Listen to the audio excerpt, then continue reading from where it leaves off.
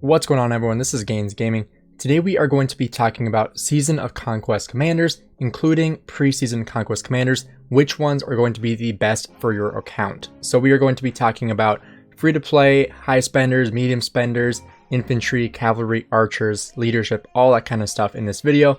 So stay tuned. First of all, we are going to start with what Season of Conquest is. That is going to be any KVK after KVK 3. So you can see here, my kingdom here, we have just registered for Heroic Anthem. So you have many different options when you register for KVK. You have Heroic Anthem, you have Heroic Anthem Power Up, and that is with like the blockades and the different formations, not the official formations, but the different kind of Heroic Anthem. King of the Nile, Strife of the Eight, March of the Ages, and Desert Conquest. The two most popular ones that I have found are going to be Strife of the Eight and Heroic Anthem. Personally, I've only played Heroic Anthem, so I'm excited to eventually play Strife of the Eight because I hear that one is a lot of fun. And so in Season of Conquest, you have the ability to use different commanders. So you have commanders that are usable in KVK 1, KVK 2, KVK 3, and Season of Conquest. And you can see right here at the very top, it tells you when a commander can be used. So in this case, Scipio Prime can only be used in Season of Conquest, whereas a commander such as Charles Martel can be used in any season at all. You can tell up here there's no limit when he can be used. Then if you look at commanders like Constantine, he can only be used in kingdoms that have reached Season 2. So you cannot use him in Season 1 because he does not exist yet.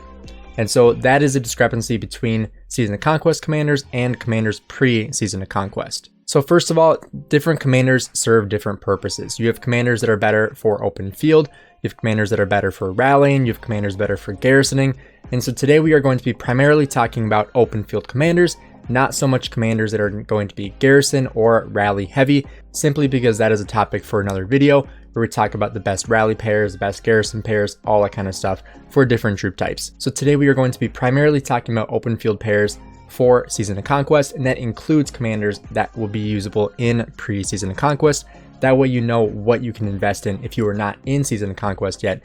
And I did just make a video on the best pre-Season of Conquest commanders to invest in, so make sure you guys check out that video above. I'll link that right here. So I think the most important thing to realize is what kind of player are you? Are you a free-to-play player? Are you a low spender, medium spender, whale, Kraken, any of that kind of stuff? You have to know what kind of player you are, and that is really going to decide what kind of commanders you're going to be using in the open field. Primarily because you have commanders that are really high damage output, you have commanders that are tankier, you have commanders that are going to be a lot better in certain situations, such as getting swarmed down.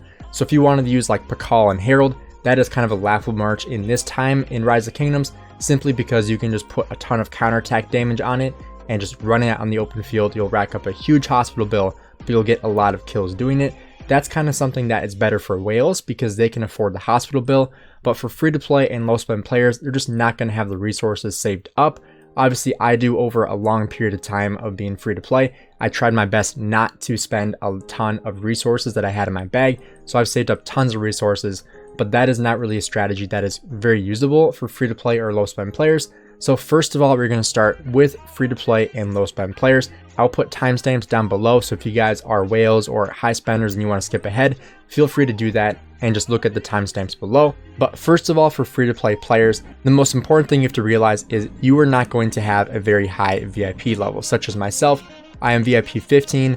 The people you're going to be playing in Season of Conquest are going to be probably a minimum VIP 17. And that is going to come with all damage 5%.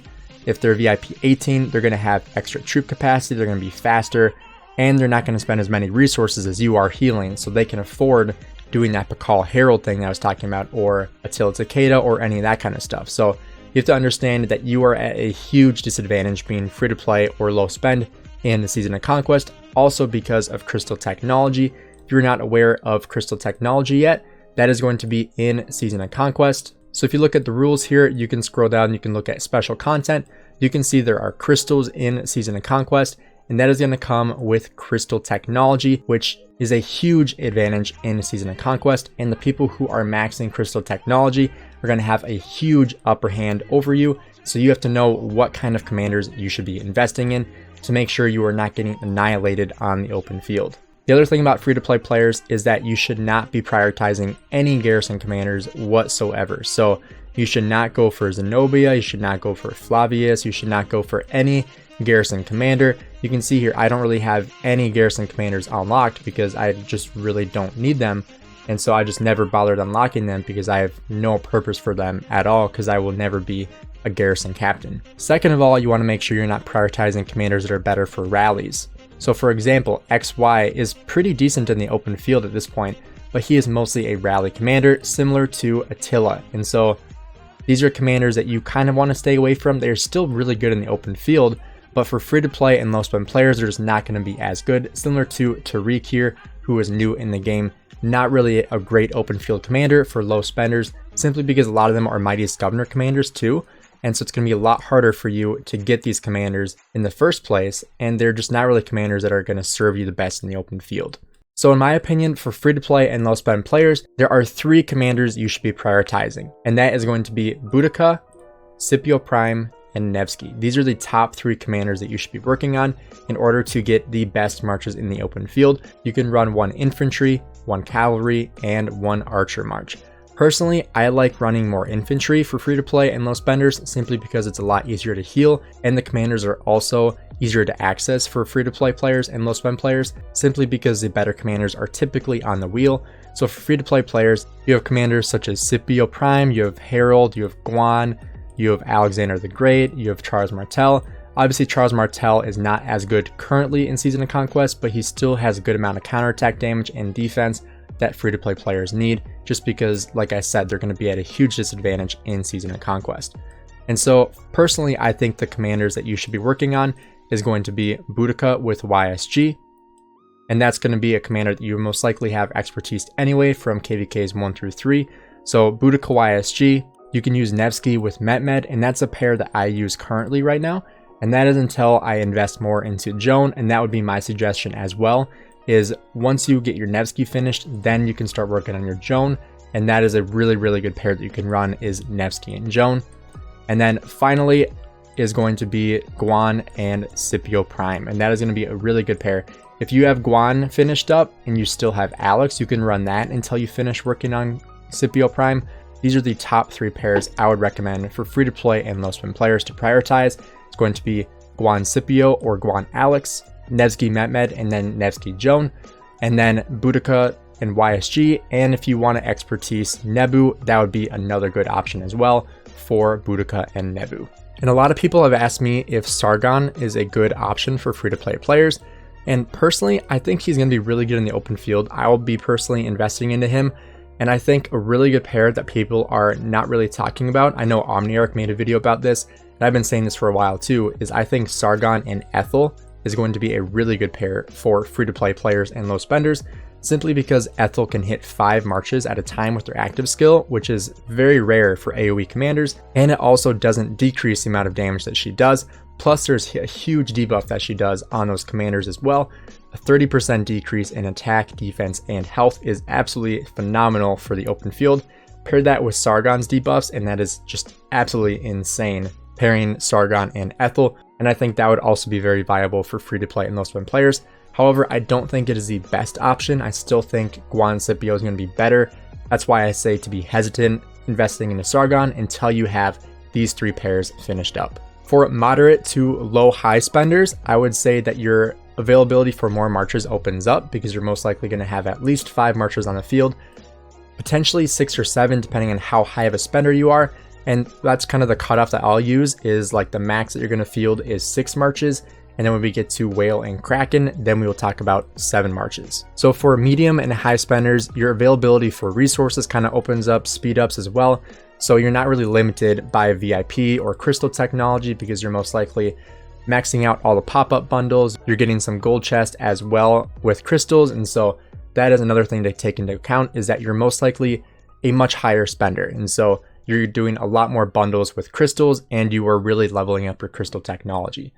And so for that, I would say 5 or 6 marches is very reasonable for you, and that you are able to field all 6 with full gear as well. That's the other thing you want to do, is if you're not fielding with good gear, you shouldn't be fielding it at all. That's a big problem I see amongst a lot of people, is that they're a medium or a kind of a high spender. They have like 4 or maybe 5 good sets of gear, but then their 5th or 6th set of gear is just not good at all, and they just really shouldn't be fielding that. And so you want to make sure that if you are fielding more than 5 marches, you are actually putting good gear on those marches, because otherwise you're just putting troops out in the field that are going to take horrible trades. And even if you have good commanders, it's not worth it if you don't have the gear to back that up, because gear is just such a huge indicator for how well you're going to do in the open field. Second of all, we're going to talk about pairings, and I would still stick with the 3 pairings I talked about earlier for the low spend and free to play. That is going to be, the top pairs are going to be Guan Scipio, Nevsky Joan, and Boudica YSG or Boudica Nebu. And so as a medium or high spender, you kind of open up your availability for new commanders. And so with Boudica, it really opens up, because you can use Nebu, you can use YSG, you can use Tommy, you can use Artemisia as well. So it really opens up your availability for new commanders that you can use, because you're most likely getting some Mightiest Governors, and so you can get commanders like Artemisia who you can get from Mightiest Governor and really invest into those commanders, because these are the commanders that you can't get on the wheel. They're a little bit harder to get for those free-to-play players, and so being a higher spender really opens up your availability. And like I said, we are still talking primarily about open field commanders, so we're not really going to be talking about commanders like Amanatori, simply because she is a garrison commander and not really as good in the open field. She is somewhat usable, but I still wouldn't recommend using her unless you're a Kraken and you're using all archers. But in my opinion, I think you should be using a mix of archers, cavalry, and infantry. You should not be only using one troop type, although specializing your account is very beneficial at this point in Rise of Kingdoms, simply because of the iconic system as well. Getting all these iconics in different base sets really helps out prioritizing that specific set of troops. However, at a certain point, I think if you're running like 5 sets of cavalry, it can really backfire, because then you're not using any wood and you're just burning through all the food and stone and gold, and you have all this excess wood that you're going to have to trade with different players, and just it's going to be a huge mess trying to field those marches without the resources to do so. So fielding a mix of troops is going to be very beneficial. And so like I said, I would still stick with Guan Scipio. I would stick with that Boudica mix, so Boudica Nebu, Tommy, Boudica YSG, tons of options there. For Nevsky, you can field him with Joan, you can field him with XY, you can even throw in Ethel if you want to do that. I've seen people use William and XY, William and Nevsky.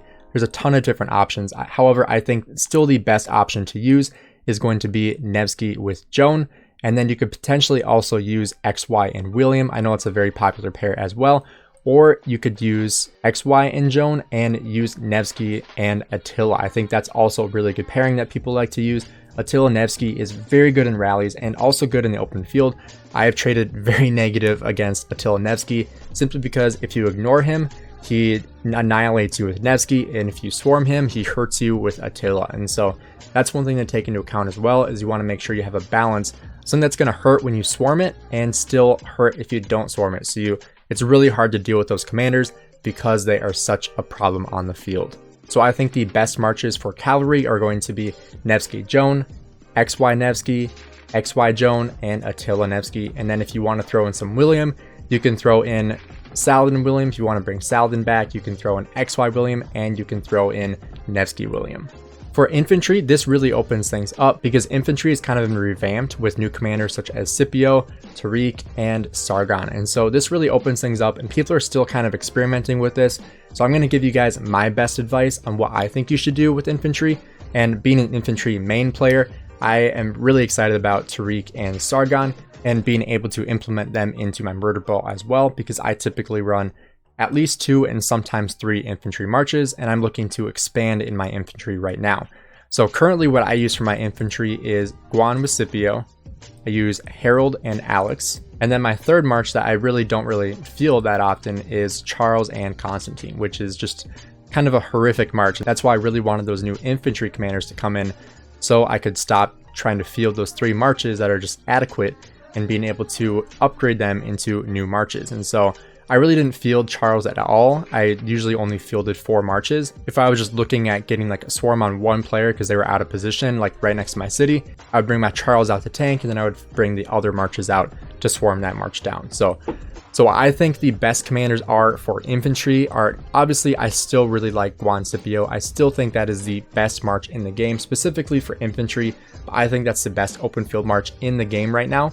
So Guan Scipio, I would not break up that march. Pakal Herald is obviously another option as well, because you can most likely afford the resource bill and the speed ups, and you most likely have the gear to put on it. If you have like a vengeance, you can really throw that on the Pakal, and that will really hurt too, because when people try to swarm down that plus the vengeance, it's really going to rack up a hospital bill for them. But I think one thing that I really want to try personally is using Herald with Sargon. I think that would be a really good option, because Herald kind of hides the Sargon, and Sargon does a ton of punishing, does a ton of debuffs. And if you decide to swarm the Herald, because it is somewhat squishy with Sargon, but if you decide to swarm it, then Sargon gets the benefit of that AoE with the axes hitting up to 3 targets. Then he does that mass AoE debuff, which goes a very long way, because then your other commanders are going to be increasing their damage. So that's why I really like pairing Sargon with Herald. You can also pair Sargon with Tariq, obviously. However, I don't know how well it's going to trade in the open field. One-on-one, I think would be really, really good, but in the murder ball, it's just not really as good of a pairing, because it's all single target damage. You really want to pair Sargon with someone who is dealing AoE damage. That is why Herald is kind of tricky, because he only deals AoE damage when he is surrounded. And so that is why it's kind of like a fail-safe of when your Herald gets surrounded, then you start dealing a ton more damage and punishing the enemies a lot more. And so that's why it's a pretty decent pairing. However, I think Sargon with Scipio is still the better pairing with Sargon, but I still would not recommend breaking up your Guan Scipio, simply because it's still the best march in the game. And so breaking that up, I just don't think is a wise decision. I just don't think it's worth it. And I think Sargon can be placed in other ways. It's not going to break up your best march, because personally, I'd rather have one really, really good march and one decently good march, rather than 2 decently good marches. I think I'd rather take the one march that's going to be really, really good, and the second march is going to be pretty decently good, rather than break up both and make them both adequate marches. And so that's why I wouldn't break up your Guan Scipio. I would still stick with that, and then throw in Sargon with potentially Herald, or you can throw him in with Ethel, like I was talking about earlier in the video. And a lot of people were talking about Alexander the Great, which personally, at the point of where it being a medium or high spender, I don't think you should be using KVK2 commanders anymore, simply because you have commanders that are much, much better in Season of Conquest. And Alexander the Great without the museum buff right now is just not worth it. Potentially when he gets his museum buff in the game, that will make him worth it to use in Season of Conquest. For both free-to-play, high spenders, low spenders, whales, really depends on what his museum buff is when it comes into the game. And then obviously you have Guan Leo as well. That is the OG infantry pairing that is really, really good. I don't think it's as good as Guan Scipio, obviously, but if you're looking at breaking up your Scipio from your Guan and you have Leo available, you can use Guan Leo, and then you can pair your Scipio with Sargon. And I think that would be a really good option for you. If you have those 2 commander pairings and you want to run 2 different infantry pairings, I think that would be a really good option. I know a lot of people that like to run 3 infantry pairings, and what they run is Guan with Leo, Scipio, and they're going to run Sargon, and then they run Pakal and Herald, and those are their 3 infantry marches. I think that is a really good pair for your infantry, and I think that it's a really good option if you want to break up your Guan and Scipio, because like I said, that is the best march in the game. However, running Scipio and Sargon and then Guan and Leo are both very, very good pairings, and I think that would be a good option for really anyone to run if you have those available marches. For whales, I think it really opens up your availability to buff your other troops, and that is going to come into play with Trajan.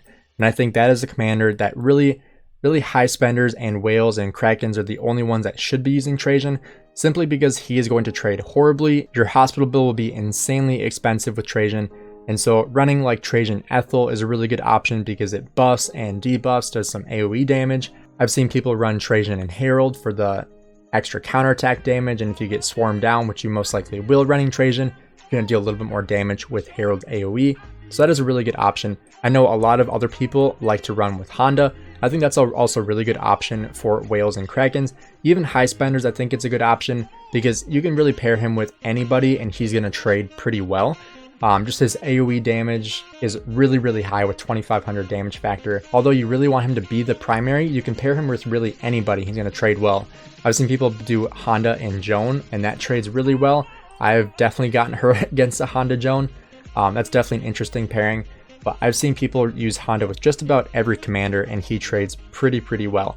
And so if you're looking for like extra 7th March, really put Honda with just about any commander and it's going to trade very, very well. I think seeing Honda and Sargon would be really interesting because Honda has that AoE in a facing fan shape, so he hits 3 targets, similar to Ethel, but he only hits 3 targets instead of 5 targets, but he deals a lot more damage. And so doing Honda and Sargon would also be a really interesting pairing to run. But like I said, I've seen Honda run with just about any commander and he trades very well. So that's also a really good option for those high spenders and whales. So next, what I want to talk about is commanders that I would strictly avoid in Season of Conquest. I know we talked about some pairings for different levels of play for free to play, low spenders, medium spenders, high spenders, whales, all those people, but I want to talk about commanders that I would strictly avoid in Season of Conquest.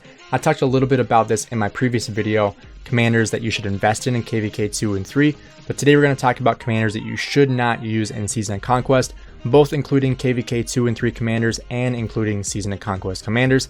And those commanders are going to just be really, really bad in the open field. They are not strong enough to maintain in Season of Conquest. You can use them, but they're not going to trade as well as the alternatives that they have. And so some of those commanders include Richard, just not really a commander that you should use in the open field. You can use him for barbing, and that is about it. Very, very good commander for AoE barbing in KVK, so you can get tons of barbarian kills. You can see with my Richard, I have 540 million barbarian kills. I know some people that have in the billions with Richard, and so that is a really good option for using Richard. Constantine is good in Sunset, and that is just about it. And so if you don't care about Sunset, do not invest in the Constantine, not worth it whatsoever. Saladin is another commander that is not really usable in the open field anymore. You can run him with William, but just is not really as good as other options in Season of Conquest, so personally I would avoid. Alexander the Great, I would say he's like probably a B- grade in Season of Conquest. I use him personally, but that's because I really don't have any other option to use. And so I use Alexander the Great because I don't really have another available option to use until Sargon came in the game. So I use Alexander the Great, but he will be benched for me pretty shortly until his museum buff comes out. And hopefully that will be good enough to use in Season of Conquest. Next here we have Edward. This is just kind of, I talked about how bad he was in my previous video. He kind of, all his utility runs out after KVK 3. Just do not invest in this commander unless you are a Mega Whale in KVK 2 and are going to do all the rallying, because that's the only reason why you have Edward. I know a lot of people want me to say Pakal, but personally, I think Pakal is still a good commander in 2023. He definitely has his uses. Now that Tariq is in the game, he has another use for rallies, because Tariq and Pakal is a good rally pair. Like I predicted, I knew that Pakal was going to be coming back into the game as a rally, and so I think that is still keeping him in the game. He's not as good in the open field, obviously, but I still think he has his viability in Season of Conquest. So I would still say he is someone that you can invest in if you want to have someone to cheeseburger with, or if you want to have a potential rally option or a good march for ruins or anything like that that's going to survive a lot longer. You can still use Pakal and Herald and trade very, very well. Next here we have Khan. He is just, like I said before in my previous video, he just doesn't have the sustainability in Season of Conquest. Hopefully when he gets a museum buff, he might be useful again, but I don't think his museum buff is going to be good enough to make him useful in Season of Conquest. And so personally, I would avoid investing into Khan. And then when it comes to Ramses, he is pretty good with Boudica. I'm not sure if I mentioned that before. It is a pretty decent pair. Trades very well 1v1, but just not as good in the open field when it comes to like big brawls in the open field and murder balls and stuff like that. Just not as good of a commander to use in the open field. But like I said, trades very well 1v1 when paired with Boudica. And then here we have Double C. I mean, this is a commander that you don't use in the open field anyway. So I would say just continue to unlock him with gold keys. Obviously, I am over 1,000 days in and I still don't have him expertise. I don't have any gold key commanders expertise besides the gathering ones. And so just not really a commander you should be investing sculptures into anyway. Similar to Caesar and El Cid, same thing there. El Cid is good in KVK 2 and that's about it. And then after that, he kind of dies off. When it comes to Mehmed though, Mehmed is good in Season of Conquest, so I would definitely still use him. I do with my Nevsky, and he is very, very good. So continue to get sculptures for your Mehmed from gold keys. Still don't put universal heads into him though. For Tamers, I know I put her at a C grade in my previous video, but if you are a Mega Whale or looking at debuffs, that is a good option for you. Like I said, you can run her with your Boudica, and that is a good option. She trades pretty decently. And so if you are a Mega Whale or a very high spender, I would still say that's a good option. However, for a large majority of Rise of Kingdoms players, I would say Tamaris is a commander that you should not invest in. Gilgamesh, this is a controversial one. I really don't like Gilgamesh for the open field. He just doesn't really have the sustainability to survive in the open field. I've talked to a lot of people that have invested into him and they just highly regret it if they're not rally captains.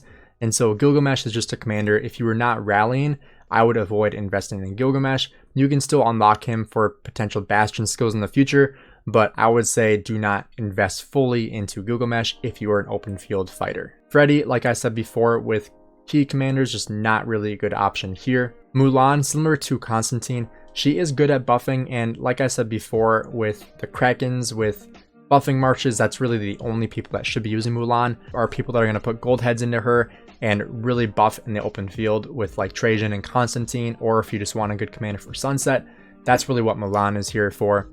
And then for Chuck, a lot of people like CJ, but personally I'm just not a huge fan of CJ. I just don't think he has a ton of utility in the game. I just was never really a fan of him. I did spin the wheel a little bit. I unlocked him to 3-1-1-1, but I just don't think that he's a really good commander. He's very underwhelming in his kit, just kind of like a C grade commander all around. And so personally, I just don't think he's worth investing into.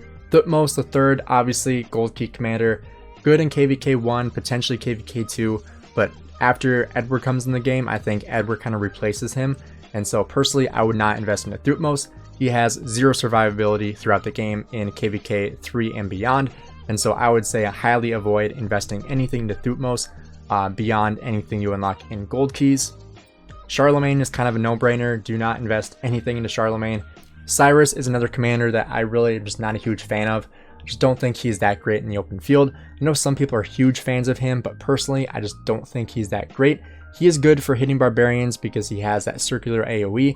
That's really the only thing I would recommend, is bringing him to the 4 skill and using him for AoE barbing. Next here we got Ragnar, another gold key commander that you just should not be investing into. Not much else to say about that. Hannibal Barca, obviously similar to Minamoto, just not really a commander you should invest into, but Minamoto actually has usage in the open field. Minamoto has a nuke that he can use, and so it's just not really the same with Hannibal Barca. I just would not recommend investing into him whatsoever. Artemisia is a commander that you can use with your Boudica or your Monitori, and that's a good option. You can use her as a garrison or open field. So I'd say she's pretty decent investment, but if you're not really looking into specializing in archers, I would avoid investing into Artemisia. A few more commanders here that I don't have unlocked. Chandragupta is pretty decent in the open field, although I just don't really think he has a ton of utility. You can use him with XY, I see that quite a bit, but personally I just think there's a lot of better options out there for you, similar to Moctezuma. He's kind of a meme at this point. It's just really horrible commander that no one should really be investing into. Similar to Lu Bu, who just is complete meme at this point because you have to buy him to get him, and you can't even unlock him anymore, so that's kind of funny. But if you have Lu Bu, do not put any sculptures into him because he absolutely sucks. Next here we have Bertrand. He is an open field commander that I rarely ever see. I've seen him paired with like Nevsky or XY, but just never really trade negatively against him. I always win. Even when I'm being surrounded by his march, I still trade very positive against him, so I would recommend not investing into him. I know some people like Henry for the open field, but he is more of a rally commander, just not really something for the open field. Similar to Flavius, I see him being paired with Scipio quite a bit. However, I don't think that's really a great option for him. I think he's strictly a garrison captain, and that's about it. You can use him for the open field, but if that's your intention, I would highly not recommend investing in him strictly for the open field. If you guys enjoyed this video, please drop a like and subscribe. Let me know down in the comments below what you guys think about this list. What other commander pairings you like to see in different spending levels, low spend, medium spend, high spend, Kraken. Let me know down below what you guys think. And thank you guys again for checking out the video, and I'll see you guys in the next one.